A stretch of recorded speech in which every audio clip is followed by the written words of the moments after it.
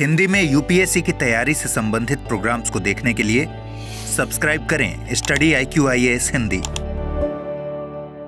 Hello दोस्तों, मैं मनोज कुमार आप सभी लोगों का स्वागत करता हूं आपके अपने चैनल स्टडी IQIAS हिंदी पर।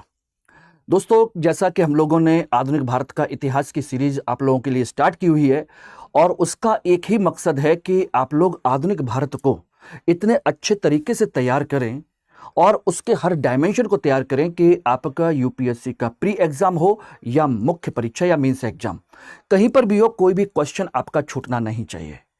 और इसी पर्पज से ये सीरीज आप लोगों के लिए स्टार्ट की गई है और यही कारण है कि इसमें हर लेक्चर को बहुत बारीकी से गहराई से हर एंगल को पकड़ते हुए डिस्कस कर रहे हैं, जिसकी वजह से हो सकता है कि यह सीरीज थोड़ी सी लंबी हो जाए, लेकिन इसमें आप लोगों को किसी भी तरीके का परेशान होने की जरूरत नहीं है।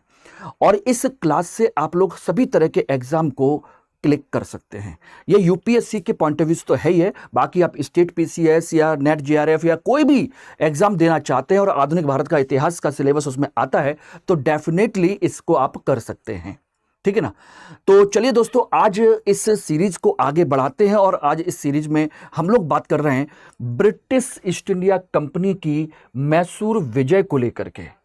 यानी कि पिछली क्लास में हम लोगों ने चर्चा की थी कि ब्रिटिश ईस्ट इंडिया कंपनी ने बंगाल को जीत लिया था, जिसके मैंने 2 पार्ट में आप लोगों को डिस्कस किया है कि बंगाल को जीतने के क्रम में कि किस तरीके से उन्होंने प्लासी के युद्ध से बंगाल पर अपने पैर जमाए और बक्सर के युद्ध के माध्यम से उन्होंने किस तरीके से बंगाल पर अपना कब्जा कर लिया, ठीक है ना। आज हम इस क्रम में अगली जो चीज हम डिस्कस करने जा रहे हैं उसको ध्यान रखिएगा। तो इसके संदर्भ में अगर हम देखें, अगर थोड़ा सा समझने की कोशिश कीजिएगा कि ब्रिटिश ईस्ट इंडिया कंपनी आपकी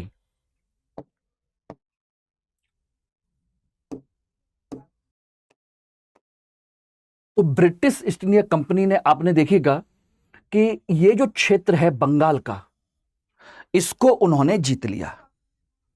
बंगाल उस समय का सबसे ज्यादा धनी प्रांत था, तो यहां से उन्हें व्यापार के लिए धन और व्यापार की सुविधा मिली, व्यापार की इन्हें सुविधा यहां से मिल गई। यानी कि बंगाल से जिन चीजों का व्यापार किया जाता था वो सभी चीजें इनके कंट्रोल में आ गई। अब उसके बाद आप ध्यान दीजिएगा, उसके बाद उनका एक क्षेत्र है जिसे हम कहते हैं मैसूर वाला इलाका, ठीक है ना। एक दूसरा है मराठा वाला इलाका, तीसरा है आपका पंजाब वाला इलाका। ये इन 4 बड़े राज्यों को हम लोग डिस्कस भी करेंगे। इसमें से हमने एक बंगाल को हम लोगों ने डिस्कस कर लिया है। बात यह आती है कि इन क्षेत्रों को कंपनी क्यों जीतना चाह रही है। तो आपको बेसिक चीज पता होना चाहिए कि वो भारत पर साम्राज्य स्थापित करना उनका प्राइम उद्देश्य नहीं है, प्राइम ऑब्जेक्ट नहीं है, बल्कि भारत के व्यापार पर कंट्रोल करना, उसके रिसोर्स को लूटना उनका प्राथमिक उद्देश्य है, प्राइम ऑब्जेक्ट है। और उसको लूटने के लिए उन्हें चाहे भारत के शासन पर कब्जा करना पड़े या भारत के साथ कुछ भी करना पड़े, वो करेंगे।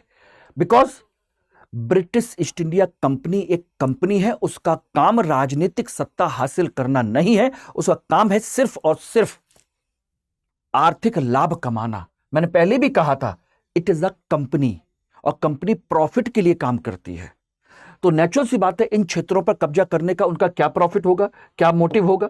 तो सिंपल सी बात है कि इसका जो मोटिव है वो सिंपल सा है, ये है आपके मसालों का केंद्र, यानी कि मसालों के केंद्र को लेकर के है, आप देखेंगे तो, ठीक है ना।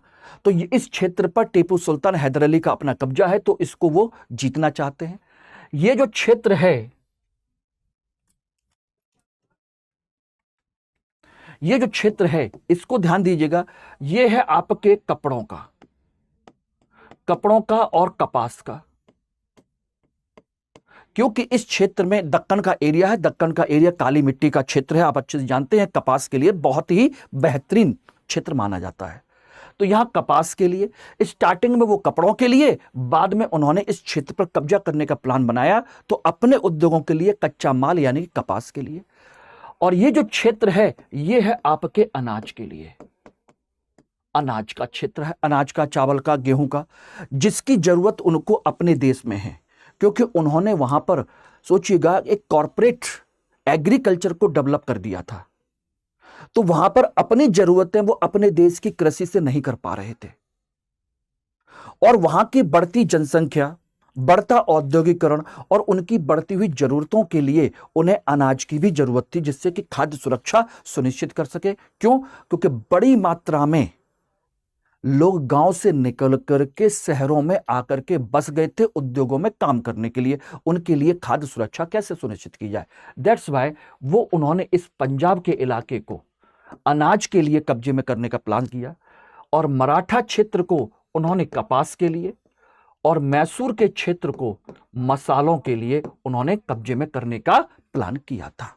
ठीक है ना? तो ये इसके असली मकसद थे, और इसी को हम एक एक करके समझने की कोशिश कर रहे हैं। तो आज का जो हमारा टॉपिक है वो है आपका मैसूर, मसालों का क्षेत्र। तो चलिए इसको हम आगे कंटिन्यू करते हैं, और आप लोगों के लिए सबसे महत्वपूर्ण चीज, स्टडी आईक्यू आईएएस का फाउंडेशन बैच 24 तारीख से शुरू हो रहा है। P2I फाउंडेशन 2026 को टारगेट करते हुए, जिसमें आपकी क्लास जो है इसी सब्जेक्ट से यानी कि मॉडर्न इंडिया से शुरू हो रही है मेरे थ्रू। अगर आप चाहते हैं कि मेरी गाइडेंस में रह करके प्रॉपर तरीके से आप तैयारी कर सकें, सिलेक्शन ले सकें, तो डेफिनेटली आप इस मॉर्निंग बैच को ज्वाइन कर सकते हैं अप्रैल। ठीक है ना? तो जल्दी कीजिए, इस बैच को आप ज्वाइन करिए, और MK लाइव कोड के माध्यम से आपको यह बैच मिल जाएगा 31,999 रुपए में, जिसमें आपको प्री और मेंस का रेजिडेंशियल प्रोग्राम भी मिलेगा। प्री क्वालिफाई करने पर आपकी पूरी फीस भी रिफंड होगी। मंथली टेस्ट में टॉप करने पर आपको अच्छा खासा 11,000 रुपए का प्राइज मनी भी मिलेगा। इंटरव्यू गाइडेंस प्रोग्राम भी होगा। और कहोगे सर ये तो है, लेकिन इसके अलावा जो बेसिक चीजें हैं वो तो सभी हैं ही, यानी कि फाउंडेशन क्लास भी होगी, प्री की और मेंस की सेपरेट क्लासेस और टेस्ट सीरीज भी होगी। ठीक है ना? आपको सिलेक्शन किट जिसमें इंपॉर्टेंट मटेरियल और सभी 18 बुक्स का सेट आपको प्रोवाइड कराया जाएगा, जिसकी मार्केट कॉस्ट लगभग 15,000 रुपए से ज्यादा ही है, और सेलेक्टिव स्टडी के लिए इंपॉर्टेंट मटेरियल है, बहुत इंपॉर्टेंट। ठीक है ना? टेस्ट सीरीज से लेकर के डेली आंसर राइटिंग से लेकर के वीकली टेस्ट से लेकर के सब कुछ इनमें इंक्लूड है। और सबसे प्लस पॉइंट है आपका मेंटरशिप प्रोग्राम, जिसमें डुअल मेंटरशिप की आपको फैसिलिटी मिलेगी। एक आपके लिए पर्सनल मेंटर, जो आपके लिए कभी भी आपके साथ मिलकर काम करेगा। जैसा कि अभी आपने देखा कि स्टडी आईक्यू के एक जो 12वीं रैंक जिस बच्ची की आई है, ईशा शर्मा की, आशीष शर्मा, और उसके लिए मेंटर ने कितना बड़ा रोल प्ले किया है अपने यहाँ। रेगुलर क्लास और साथ के साथ में पर्सनल गाइडेंस, ये बहुत बड़ी चीज होती है, क्योंकि बिना पर्सनल गाइडेंस के आप अपना इंप्रूवमेंट नहीं कर पाते हैं। ठीक है ना? ये ध्यान रखिएगा। और दूसरी सबसे बड़ी चीज हमारी, इस बार हम 2 मेंटरशिप दे रहे हैं, एक फैकल्टी की भी और दूसरी पर्सनल मेंटर की भी। ठीक है ना? तो MK लाइव कोड यूज करेंगे तो आपको मेरी गाइडेंस भी आप लोगों को मिलेगी। ओके एवरीवन, ध्यान रखिएगा। और किसी तरह का कोई भी डाउट हो तो आप मुझे यहां पर कनेक्ट कर सकते हैं। ये स्टडी आईक्यू मेल आईडी मेरी, और ये कॉन्टैक्ट डिटेल, जिस पर आप कभी भी टेलीग्राम व्हाट्सएप करके इंफॉर्मेशन कलेक्ट कर सकते हैं। ये टेलीग्राम नंबर है, बारकोड है, जिसके थ्रू आप मुझसे ग्रुप में ज्वाइन कर सकते हैं। और MK लाइव कोड लगाना आप लोग भूलिएगा नहीं। ठीक है ना? चलिए सबसे पहले हम बात करते हैं मैसूर साम्राज्य को लेकर के। मैसूर, मैंने आप लोगों को बताया था कि मैसूर एक ऐसा साम्राज्य जो विजयनगर साम्राज्य से टूट करके बना था। विजयनगर साम्राज्य जो है जब टूटा तो 5 भाग बने थे। ये मैं पिछली क्लास में, एक क्लास में आप लोगों को स्टार्टिंग में बता चुका हूं। 5 भाग बने थे, उनमें से एक था मैसूर। ठीक है ना? उनमें से आप एक त्रावणकोर था, एक कोचीन था, एक आपका कालीकट का जमोरिन था। ठीक है ना? इस तरीके से आपके 5 राज्य बने थे, उनमें से एक मैसूर है। और मैसूर में जो वंश था वो था वडियार वंश। वडियार वंश के शासकों ने इस वंश की स्थापना की, यानी कि हम कह सकते हैं कि यह आपका विजयनगर का एक उत्तराधिकारी राज्य है, उससे टूट करके ये बना था। ठीक है ना? और ये कब बना था? ये बना था आपके सन 1612 में इसका उदय हुआ। निर्माण हुआ। वडियार वंश के शासकों ने एक हिंदू साम्राज्य की स्थापना की, सारी चीजें थी, ठीक है ना। तो ये मैसूर का साम्राज्य सन 1612 से लेकर के आगे कंटिन्यू चलता रहा था। बात आती है कि आखिर ये सब हुआ क्या था यहां पर। तो आपको बता दें कि मैसूर में आपके वडियार वंश के जो शासक हैं वो एक हिंदू साम्राज्य को चलाते रहे और काफी लंबे समय तक इसको संचालित करते रहे थे, ठीक है ना। लेकिन धीरे धीरे धीरे धीरे शासक कमजोर होते चले गए और उनके जो सामंत हैं वो मजबूत होते चले गए थे, ठीक है ना। और ब्रिटिश ईस्ट इंडिया कंपनी, यहां पर आपको बताया कि आपको पता ही था कि सबसे पहले यहां पर पुर्तगाली आए थे। पुर्तगालियों ने अपनी कोचीन में अपनी एक पहली फैक्ट्री स्थापित की थी। तो कोचीन में ऑलरेडी आपके पुर्तगाली थे ही, ठीक है ना। हालांकि मैसूर का साम्राज्य स्टार्टिंग में छोटा था, बाद में टीपू सुल्तान और हैदर अली ने इसका विस्तार कर लिया था, ठीक है ना। तो पुर्तगालियों के बाद में धीरे धीरे यहां पर डच भी आए, फ्रांसीसी भी आए और कहा जाता है ब्रिटिश ईस्ट इंडिया कंपनी भी आई। सभी लोग यहां पर आए थे और सबका एक ही उद्देश्य था कि मसालों के व्यापार को ज्यादा से ज्यादा अपने पक्ष में करना, यहां से ले जाकर के यूरोप में सेल आउट करना और उससे मुनाफा कमाना। लेकिन अधिक से अधिक मुनाफा तभी कमाया जा सकता है जब सस्ते से सस्ता खरीदा जाए और महंगे से महंगा बेचा जाए, और यह तभी पॉसिबल है जब व्यापार पर एकाधिकार हो। और इसके लिए ब्रिटिश ईस्ट इंडिया कंपनी ने हर दम प्रयास कर लिए थे। पुर्तगालियों के साथ संबंध बना करके उनको देश से बाहर निकाल दिया, ब्राजील भेज दिया, डचों को हरा दिया बेदारा के युद्ध में, ठीक है ना। डेनिश कंपनी को खरीद लिया, फ्रांसीसी कंपनी को उन्होंने बांडीवास के युद्ध में हरा करके यहां से चलता कर दिया। अकेले बचे कौन? ब्रिटिश कंपनी और यहां के शासक। लेकिन जब तक वडियार वंश के शासक रहे तब तक ब्रिटिश कंपनी को कभी भी कोई प्रॉब्लम नहीं हुई, नेवर। प्रॉब्लम तब हुई जब हैदर अली और टीपू सुल्तान ने यहां पर अपना शासन स्थापित किया। इसीलिए ध्यान रखिएगा, हम यहां पर दो चीजें पढ़ने की कोशिश करेंगे मैसूर के इतिहास में। एक, हम पढ़ेंगे थोड़ा सा मैसूर साम्राज्य के बारे में, मैसूर साम्राज्य के बारे में, और इसमें पढ़ेंगे हम हैदर अली और टीपू सुल्तान के संदर्भ में। हैदर अली और टीपू सुल्तान के संदर्भ में पढ़ेंगे। एक तो ये पढ़ेंगे कि इनके समय की प्रमुख घटनाएं क्या क्या थी जहां से आपके क्वेश्चंस बनते हैं, और दूसरा पोर्शन होगा इसमें, वो होगा आपका आंग्ल मैसूर युद्ध, एंग्लो मैसूर वार, जो कि आपके कुल मिलाकर के 4 युद्ध हुए हैं, पहला, दूसरा, तीसरा, चौथा, ठीक है ना। और उस युद्ध के माध्यम से ब्रिटिश ईस्ट इंडिया कंपनी ने मैसूर पर अपना कब्जा कर लिया। ओके एवरीबॉडी, ध्यान रखिएगा, ठीक। चलिए, इसमें सबसे पहले अगर हम बात करें तो एक एक करके हम लोग चर्चा करते हैं कि हैदर अली का जो कंसेप्ट है वो कहां, कैसे, किस तरीके से आया। तो मैंने आपको बताया था कि सन 1612 में वडियार वंश की स्थापना हुई, वंश स्थापित हुआ,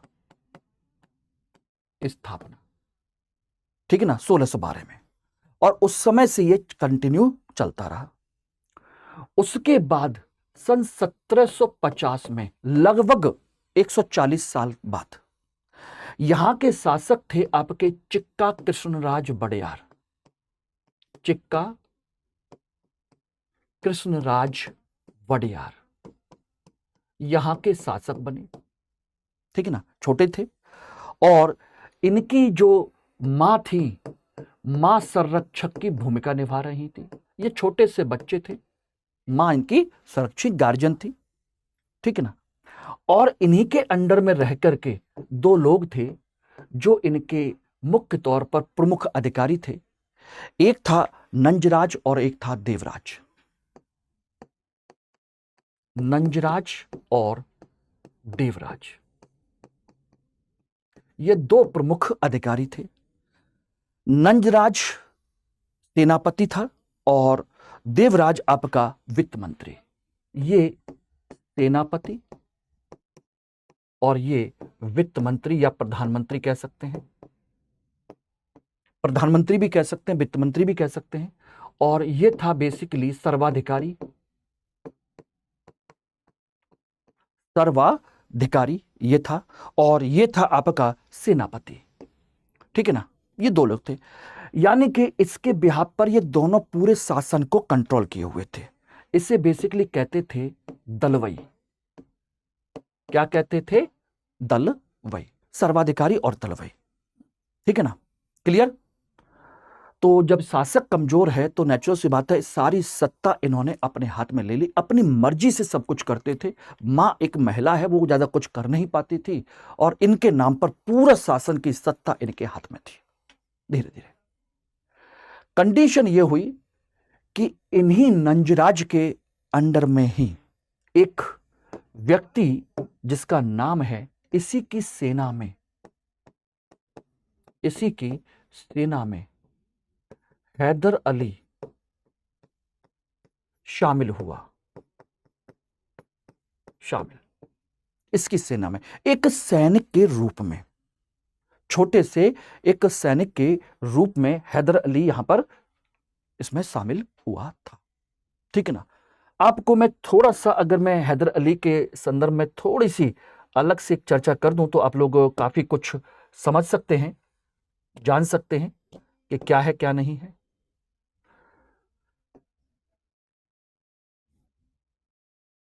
ये यहां पर हम चर्चा करें तो इसको आप देख सकते हैं कि हैदर अली का बेसिकली जो जन्म है 1722 में इसका जन्म हुआ था, हैदर अली का। ठीक है ना। 1754 में ये नंजराज की सेना में शामिल हुआ। ठीक है ना, नंजराज की सेना में। और 1755 में इसकी परफॉर्मेंस के आधार पर, इसकी बेहतरीन जो कहा जाए कि क्षमता थी, योग्यता थी, कौशल था, उसके आधार पर अगले साल ही 1755 में इसे डिंडीगुल का फौजदार बना दिया गया। डिंडीगुल इनके क्षेत्र की एक महत्वपूर्ण जगह है, किला है। डिंडीगुल का फौजदार बना दिया। योग्य तो था ही, फौजदार बनाया। ठीक है ना। और धीरे धीरे कंडीशन, इसकी क्षमता बढ़ती चली गई, और उसके बाद देखेंगे तो बाद में इसे श्रीरंगपट्टनम में 1759 में श्रीरंगपट्टनम, ठीक है ना,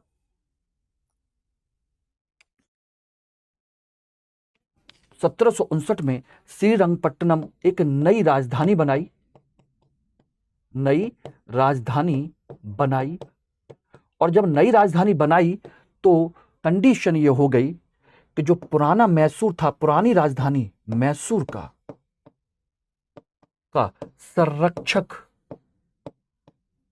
घोषित किया। यानी कि जब देवराज नंजराज ने मिलकर के मैसूर से हटा करके श्रीरंगपट्टनम नई राजधानी बना दी 1759 में, तो फिर इसको डिंडीगुल से हटा करके मैसूर का एक संरक्षक, एक गार्जियन, इस तरीके से उसको बना दिया गया। ठीक है ना। ये सारी चीजें इसके समय में हो चुकी थी। क्लियर? कंडीशन ये हुई कि जब इस तरह की चीजें हो गई तो सोचिए, एक पुरानी राजधानी उसके नियंत्रण में आ गई तो फिर क्या ही होगा। और वहीं पर इनकी मुलाकात हुई इन राजाओं की, गार्जियंस जो हैं उनसे। तो 1760 में, ध्यान रखना, हैदर ने दोनों को मार दिया, नंजराज को भी और देवराज को भी। कारण था कि जब चिक्का कृष्णराज की मां इनसे मिली तब हैदर अली से सहायता मांगी कि आप हमारी सहायता कीजिए, हमारे बेटे को उनसे छुड़वाइए और इन अत्याचारों से मुक्त करवाइए। हैदर अली को बात समझ में आई, सारी चीजें, बोले ठीक है हम आपको लिए करते हैं। और उसने फिर स्थिति ये कर दी और इसको मार दिया। ठीक है ना, मार दिया और कंडीशन ये हुई कि सत्ता अपने हाथ में ले ली, सत्ता अपने हाथ में ली, ठीक है ना। लेकिन एक चीज ध्यान रखिएगा, लेकिन स्वयं को सुल्तान घोषित नहीं किया, सुल्तान उसने घोषित नहीं किया, नहीं किया, ये रहा। तो उसने सत्ता तो अपने हाथ में ले ली लेकिन सुल्तान घोषित नहीं किया, और इस तरीके से हैदर अली का एक तरीके से राजकाज की परंपरा यहां से शुरू होती है। अब यहां पर उसने नीति क्या अपनाई, हैदर अली की नीतियां यहां पर देख सकते हैं, हैदर अली की नीति, हैदर का प्रशासन एवं नीति क्या है। देखने के लिए वो मुसलमान है लेकिन एक संरक्षक है सिर्फ, इसलिए इसने, ध्यान रखिएगा, पहला काम धार्मिक सहिष्णुता की नीति अपनाई, धार्मिक सहिष्णुता की नीति अपनाई।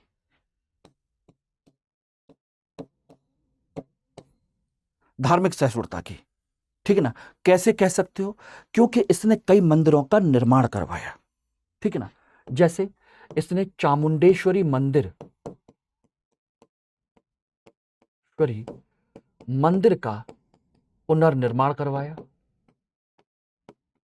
निर्माण किया। इसके अलावा शिव पार्वती नंदी के सिक्के चलवाए, इनके चित्र वाले शिव पार्वती नंदी के इन्होंने क्या चलाए, सिक्के चलाए थे, ठीक है ना। इनको उन्होंने इस तरीके से किया था, ठीक। साथ के साथ इसमें विष्णु के भी हैं, विष्णु के सिक्के भी हैं। तो पहली उसकी ये नीति है। दूसरा उसने क्या काम किया, सेना का आधुनिकीकरण किया,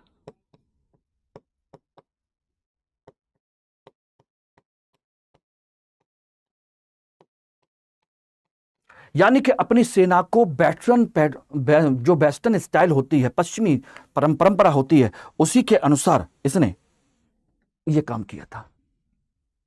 तो कुल मिलाकर के इसका प्रशासन, इनकी नीति उस समय की अच्छी नीति थी, और इसका संघर्ष ब्रिटिश ईस्ट इंडिया कंपनी से हुआ,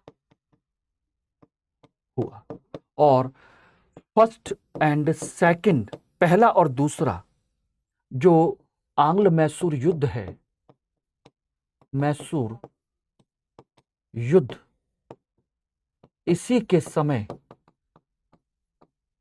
हुआ, और अल्टीमेट 1782 में मारा गया। ब्रिटिश ईस्ट इंडिया कंपनी से लड़ते समय 1782 में इसको गोली लग गई, और घायल होने के बाद में इसकी मृत्यु हो गई, ठीक है ना। तो ये एक कंसेप्ट हैदर अली के समय में किस तरीके से एक साम्राज्य की स्थापना हो गई, ठीक है। इसके बाद आते हैं हम टीपू सुल्तान का। टीपू सुल्तान हैदर के बाद, हैदर अली के बाद शासक बना, जबकि यह शासक होना नहीं चाहिए था, बना, और इसने पिता के विपरीत स्वयं को सुल्तान घोषित किया,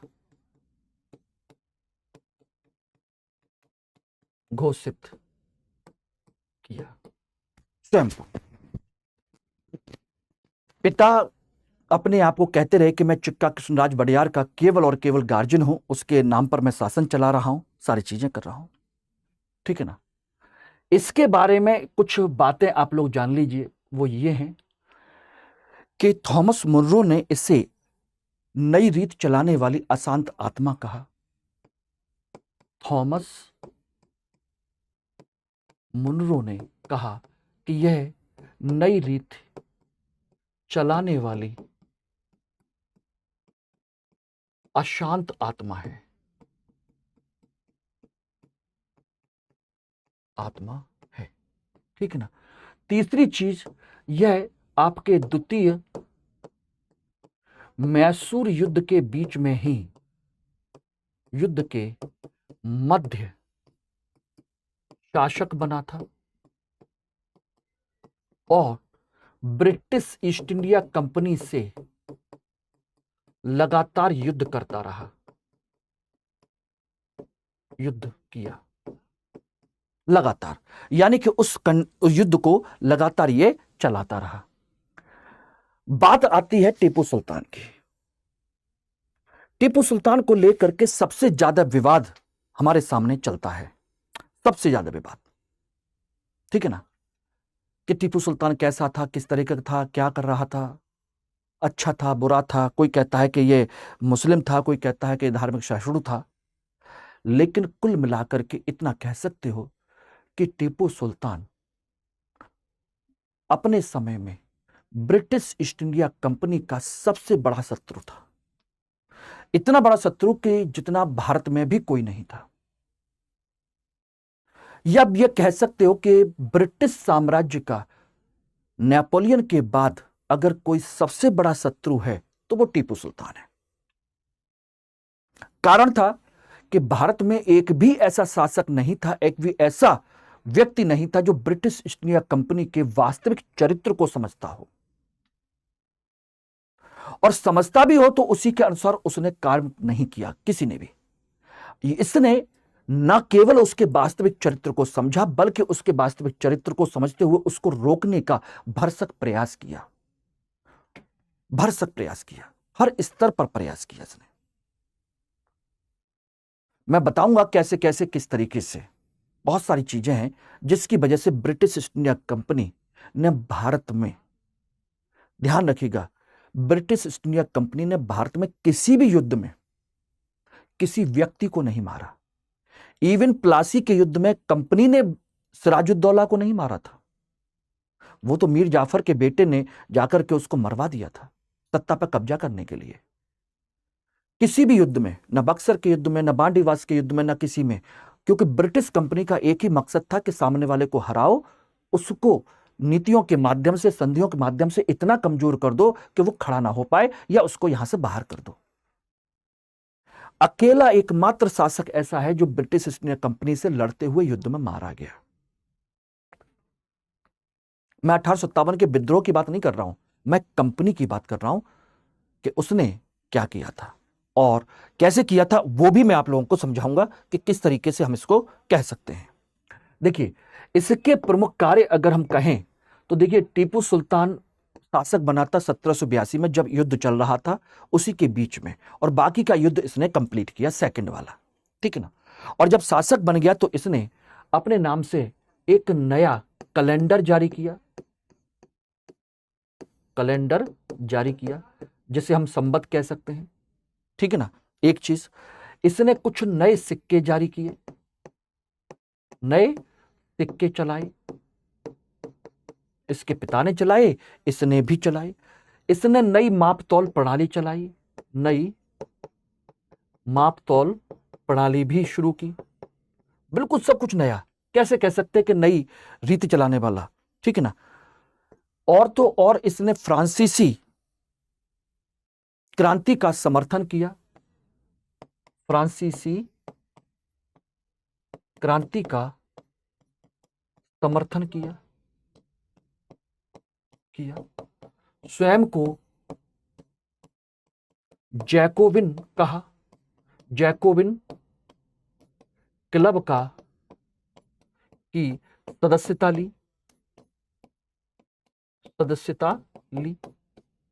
और जैकोबिन कौन है? यह वो समूह है जिसने फ्रांस में क्रांति की थी। ठीक है ना। और तो और श्रीरंगपट्टनम में स्वतंत्रता वृक्ष लगाया। अब कहोगे स्वतंत्रता वृक्ष का क्या मतलब है? क्योंकि फ्रांसीसी क्रांति में 3 शब्दों पर बल दिया गया था, स्वतंत्रता, समानता और बंधुत्व। ये सारी चीजें, ठीक। इसके अलावा उसने और क्या किया? सक्रिय विदेश नीति अपनाई। सक्रिय विदेश नीति अपनाई। और इसने किन किन देशों से? कुस्तुनतुनिया, कुस्तुनतुनिया जो आज के समय में तुर्की है, ठीक है ना, मिस्र, फ्रांस, अरब देश, अफगान, इन सभी देशों के साथ इसने अच्छे संबंध बनाए। मॉरिशस, इन सब देशों के साथ इसने अच्छे संबंध बनाए थे, इनके साथ दूतों का आदान प्रदान किया, सारी चीजें की गई, ठीक है ना। इसके अलावा उसने धार्मिक सहिष्णुता की नीति भी अपनाई। इसने क्या किया? पिता की तरह इसने भी धार्मिक सहिष्णुता की नीति अपनाई।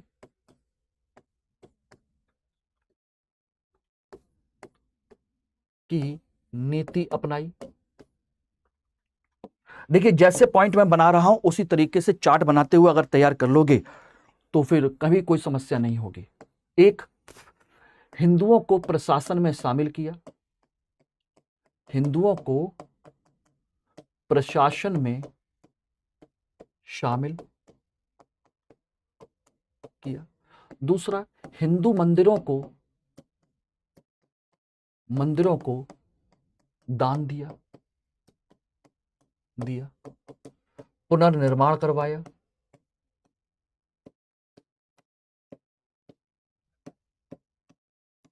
पुनर्निर्माण किया उसने, ठीक है ना।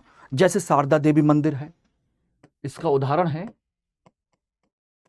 शारदा देवी मंदिर, इसको दान दिया, ठीक है ना। श्रृंगेरी मंदिर, गंगाधर मंदिर, श्रृंगेरी तथा गंगाधर मंदिर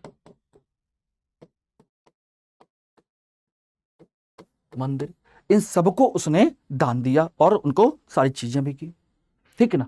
उसके बाद में देखेंगे तो इसने सैन्य व्यवस्था मजबूत की। सैन्य व्यवस्था मजबूत की, ये देखिएगा। और सैन्य व्यवस्था मजबूत की तो उसने सैन्य व्यवस्था को मजबूत करने के लिए क्या क्या किया? पहली बार जल सेना का निर्माण किया, जो भारत में इससे पहले किसी ने नहीं किया। जल सेना का निर्माण किया और फ्रांसीसी सहायता से उन लोगों को अपने यहां नौकरी पर रखा। फ्रांसीसियों की सहायता से जल सेना का निर्माण किया और इसके लिए एक व्यक्ति जो नियुक्त किया गया था उसका नाम था जनरल रिपो। जनरल रिपो, याद रख लीजिएगा, ये सब आपके इसी तरीके से पूछे जाते हैं। दूसरा, इसने क्या किया? गोदीवाड़ा का निर्माण किया। गोदीवाड़ा बनाया, यानी कि डॉकयार्ड, जहां पर जहाजों को खड़ा किया जाता, माल की लोडिंग अनलोडिंग की जाती है, ठीक है ना। तीसरा, सैनिक का आधुनिकीकरण किया, अपने पिता की तरह सैन्य आधुनिकीकरण। सैनिक आधुनिकीकरण इसने किया, ठीक है ना। तोपखाना बनवाया, तोप खाना बनवाया, ठीक है ना। सबसे बड़ी चीज है कि इसने मिसाइल तकनीक का विकास किया।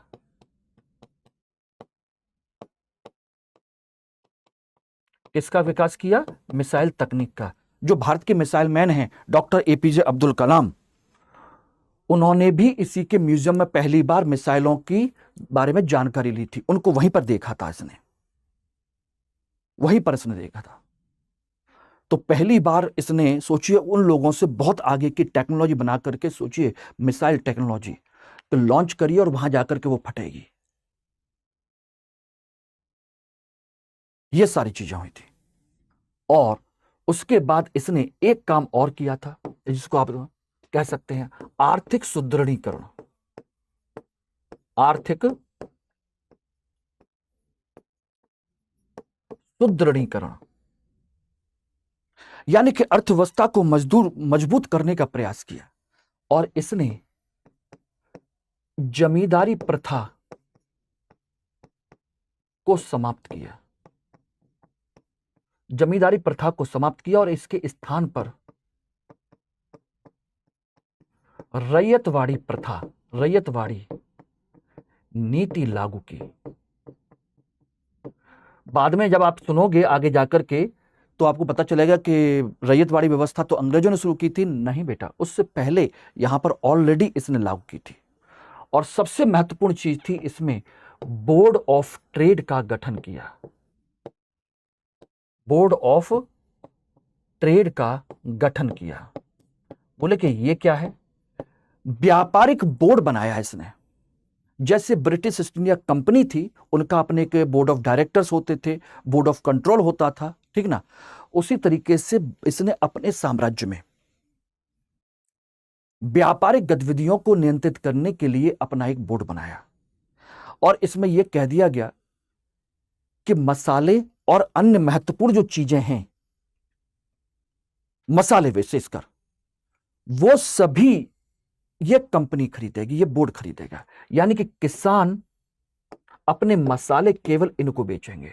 यानी कि अपने साम्राज्य से मसालों की क्रय विक्रय का अधिकार, क्रय विक्रय का अधिकार केवल इसी के पास है। यानी कि अब इस राज्य में से किसी को भी मसाला खरीदना हो तो भी इसी से खरीदा जाएगा, और मसाला बेचना हो तो भी इसी को बेचा जाएगा। और इसकी जो कीमतें होंगी वो अंतर्राष्ट्रीय स्तर के लेवल की होंगी। अब आप खुद सोचिएगा, ब्रिटिश ईस्ट इंडिया कंपनी जो यहां से अब तक पूरा माल लेकर के जा रही थी, अब उसको झुकना पड़ेगा टीपू सुल्तान के इस बोर्ड ऑफ ट्रेड के सामने। और मसालों के व्यापार के बिना उनका यहां पर रहने का कोई लॉजिक नहीं बनता, ठीक है ना। तो फिर दूसरी तरफ ब्रिटिश ईस्ट इंडिया कंपनी कभी नहीं चाहती कि जिस राज्य से वो व्यापार कर रही हो वहां पर एक राज्य इतना शक्तिशाली हो जाए कि वो कंपनी को सरेंडर करा दे। ऐसा नहीं होना चाहिए।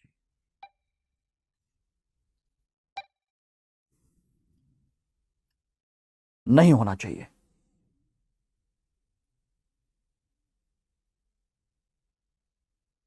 ठीक है ना, ये ध्यान रखिएगा। तीसरा, वो ब्रिटेन के सबसे बड़े दुश्मन फ्रांस के साथ अपने अच्छे संबंध बनाए हुए हैं, वो नहीं होना चाहिए। तो यानी कि हर स्थिति में टीपू सुल्तान और मैसूर राज्य बंगाल से भी ज्यादा बुरी तरीके से ब्रिटिश कंपनी के सामने खड़ा हुआ था। और यही वजह है कि केवल टीपू सुल्तान के समय नहीं बल्कि हैदर अली के समय से ही यह संघर्ष शुरू हो चुके थे। और यही वजह है कि टीपू सुल्तान जब इतनी बड़ी सेना खड़ी कर रहा हो, अंतर्राष्ट्रीय संबंध बना रहा हो, अंतर्राष्ट्रीय सेना का निर्माण कर रहा हो, जल सेना बना रहा हो, व्यापार पर नियंत्रण कर रहा हो, जिस काम के लिए कंपनी यहां पर आई है, तो वो कैसे सोचेगी कि इसके साथ प्यार मोहब्बत से सारे काम कर लिए जाए? यह संभव ही नहीं था। इसीलिए इन लोगों के बीच में यह युद्ध होना अनिवार्य था। और वो युद्ध कौन से हैं? आंग्ल मैसूर युद्ध। 4 सैन्य टकराव हुए जिन्हें आंग्ल मैसूर युद्ध कहते हैं, और वो ये रहे 4। और इन युद्धों के कारण क्या हैं वो मैं बता देता हूं। कंपनी मसालों के कारण हैं, ध्यान रखिएगा। कारण number 1, British East India company मसालों के व्यापार पर नियंत्रण चाहती है। ठीक है ना, क्या चाहती है? उन पर नियंत्रण चाहती है, ठीक है ना। दूसरी तरफ टीपू सुल्तान ने अपनी व्यापार बोर्ड का गठन किया।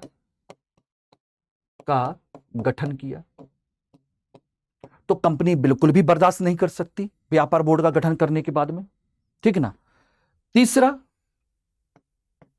हैदर और टीपू ने कंपनी के साम्राज्यवादी चरित्र को समझ लिया था, कि साम्राज्यवादी चरित्र को समझ लिया था कि भाई ये यहां पर खाली व्यापार करने नहीं आई, बल्कि इस पर कंट्रोल करने के लिए आई है, ठीक है ना। और चौथा, हैदर अली और टीपू भी साम्राज्य विस्तार करना चाहते थे, साम्राज्य विस्तार चाहते थे, और ये चाहते थे कि कंपनी सरेंडर करके रहे, उनके कंट्रोल में रहे। इसीलिए दोनों के बीच में क्या हुआ, विवाद। अब यहां पर हम जो बात करेंगे वो अच्छे तरीके से समझ लीजिए, लेकिन उससे पहले एक चीज आप लोगों को जाननी होगी कि अगर आप मेरे साथ में इतिहास वैकल्पिक विषय के साथ तैयारी कर रहे हैं और 2026-2027 आपका टारगेट है, तो आप लोगों के लिए अभी से ही बैच को ज्वाइन कर लेना चाहिए, अपने ऑप्शनल को तैयार कर लेना चाहिए, और दिसंबर से पहले जितना जल्दी हो जाए ऑप्शनल तैयार करके रख देना चाहिए, क्योंकि कम से कम 2 से 3 बार के रिवीजन के बाद ही आराम से आप 300 प्लस नंबर ला सकते हैं। और इतिहास में मैं आपको एश्योर कर रहा हूं कि 300 प्लस नंबर आसानी से आपके आ जाएंगे मेरी गाइडेंस में, बहुत आसानी से, एक कहानी के तौर पर। और आपको पहले ही बताया, मैं एक बार नहीं 50 बार बता चुका हूं कि ऑप्शनल में आपको फैक्चुअल पोर्शन नहीं पढ़ना है, केवल कंसेप्चुअल पोर्शन है, और वो लिमिटेड टॉपिक है टोटल मिलाकर के, उनसे ही आपके क्वेश्चन बनेंगे, ठीक है ना। और ये बैच आप लोगों का 30 अप्रैल से नए बैच शुरू हो रहा है, जिसमें MK लाइव कोड यूज करने पर आपका जो एडमिशन है मात्र 14,999 में मिल जाएगा, जिसमें लाइव क्लासेस और टेस्ट सीरीज वगैरह सब इंक्लूड है। अब आप सोच लीजिएगा, अगर आप चाहते हैं, जैसे अभी कल ही रिजल्ट आया है, तो अब आपके मन में आ रहा होगा कि कैसे किया जाएगा, इतने लोग सेलेक्ट हुए, लड़की शक्ति दुबे ने टॉप किया, और भी कितने लोग सेलेक्ट हुए हैं, आसपास के स्टडी IQ से कितने लोग, सारे लोग सेलेक्ट हुए हैं। अब आप खुद सोचना कि वो लोग जो सेलेक्ट हुए हैं, क्या उन्होंने उसी समय अपना ऑप्शनल तैयार किया था? अब इनकी जो मार्कशीट आएंगे उनको खुद देख लीजिएगा, ऑप्शनल सब्जेक्ट में अगर उनके 300 प्लस नंबर नहीं होंगे तो डेफिनेटली सिलेक्शन उनका इस रैंक पर नहीं होगा, क्योंकि ऑप्शनल सब्जेक्ट ही आपको उस सिलेक्शन की उस रेंज तक पहुंचाता है जहां पर आप अपनी रैंक को देखना चाहते हैं। और हर किसी का सपना एक ही है, सिलेक्शन और अच्छी रैंक के साथ में। तो ये आप लोग ध्यान रखिएगा, ठीक है ना, मेरे साथ। और आंग्ल मैसूर युद्ध और ये सब चीजें हैं, इनको समझने से पहले मैं एक चीज और डिस्कस करना चाह रहा हूं, उस चार्ट को समझ लीजिए। उसके बाद मैं अगली क्लास में अच्छे तरीके से आप लोगों को और भी चीजें डिस्कस करूंगा।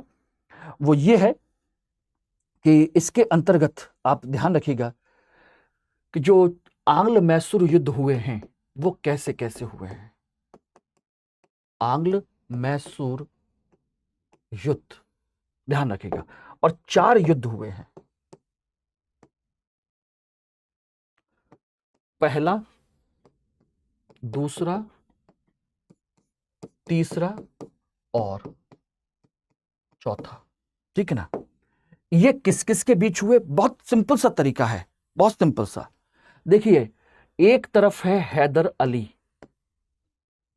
प्लस इनके साथ में हैदर अली ने जोड़ लिया अपने निजाम को, प्लस इनके साथ जुड़ गए मराठा। ये एक तरफ है, versus British East India company, ये रहे। और इसमें ब्रिटिश ईस्ट इंडिया कंपनी हारी, और यहां पर हारने के बाद संधि हुई। कौन सी? एक संधि याद रखिएगा, संधि है मद्रास की संधि, मद्रास की संधि। एक दूसरा युद्ध किस किस के बीच में? यह भी हैदर अली के बीच में हुआ, हैदर अली प्लस निजाम प्लस मराठा, ठीक है ना। बाद में इसी को जब हैदर अली की मृत्यु हो गई तो इसके बाद में यहां पर आ गया अकेला टीपू सुल्तान। तो कुछ समय तक तो आपके ये दोनों रहे, तीनों रहे। बाद में अकेला Tipu Sultan versus British East India Company के बीच में युद्ध हुआ, और यहां पर भी ब्रिटिश ईस्ट इंडिया कंपनी ये हारी। और यहां पर आपका संधि होती है कौन सी, कोई बताएगा? मंगलौर की संधि, मंगलौर की संधि। उसके बाद तीसरा युद्ध होता है, तीसरा युद्ध होता है आपके Tipu Sultan versus British East India Company plus Nizam plus Maratha, और ये जीते। टीपू सुल्तान हार गया, ठीक है ना। और यहां पर संधि हुई श्रीरंगपट्टनम की संधि, ठीक है ना, यह हुई। और चौथा जो युद्ध हुआ वो होता है आपका Tipu Sultan versus British East India Company, और यहां पर ब्रिटिश ईस्ट इंडिया कंपनी जीती और टीपू सुल्तान मारा गया। और यहां पर कोई संधि नहीं। बस एक चीज जरूर ध्यान रखिएगा, पूरे साम्राज्य का विलय कर लिया गया, छोटा सा मैसूर का राज्य जो है बड़यार वंश के राजा को दे दिया गया। अब कहोगे सर इतना ही है क्या? देख, काम की चीज इतनी ही है। और युद्ध की जो डेट वगैरह है ये मैं आपको ऑलरेडी ये बता चुका हूं कि ये रही 67 से 69, 80 से 84, 90 से 92 और 99। ये आप डेट यहां पर देख सकते हैं, ठीक है ना, ध्यान रखिएगा।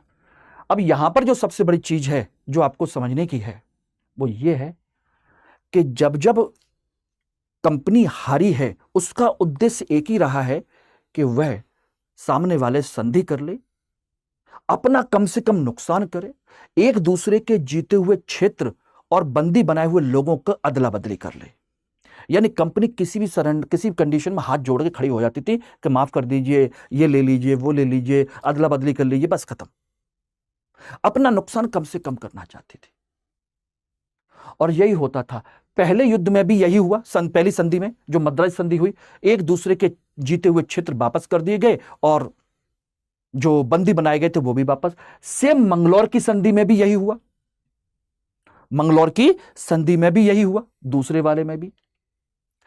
तीसरे वाले में ऐसा नहीं हुआ, तीसरे वाले में ये हारा, इसलिए इस कंडीशन में उसका आधे से ज्यादा राज्य इन लोगों ने ले लिया और 2 करोड़ रुपए ले लिए युद्ध हार जाने के तौर पर, आधा राज्य ले लिया और उसको टीपू सुल्तान को पूरी तरीके से कमजोर कर दिया।